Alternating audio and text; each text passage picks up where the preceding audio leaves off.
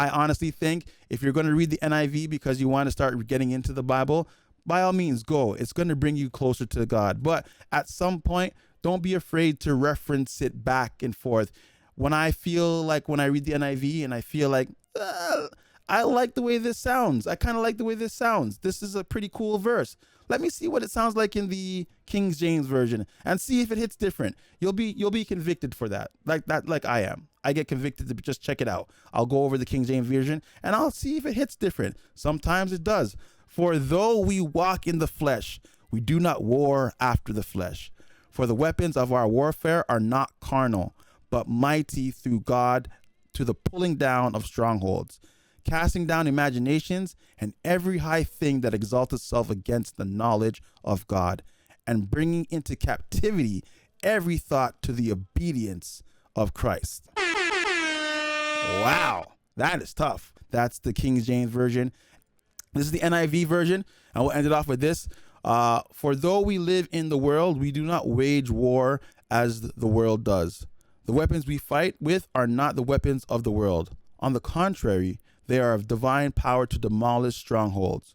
We demolish arguments and every pretension that sets itself against the knowledge of God, and we take captive every thought to make it obedient to Christ. So that's just a very clear way of explaining. There's even some sentences there that's not in the King James version, but it's there to elaborate more on what is being said. But you tell me which one hits different, right? And this is what I have as the stream title. So as you can see, my energy perks up when I talk about the things of God. You know, I want there to be less of me and more of him in everything I do. So let the one who boasts boast in the Lord. So if you find me bragging, you know, I want to make sure that I'm bragging about God.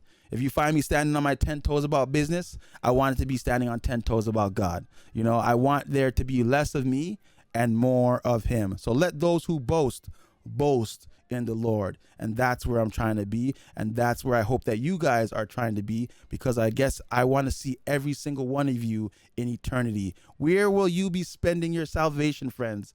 Where will you be spending eternity? I know it's not a nice thing to think about sometimes, but it is the hard thoughts that get the job done. It's those tough conversations that get the job done. It's the tough conversations that show that you care. It's the tough conversations that bring people there.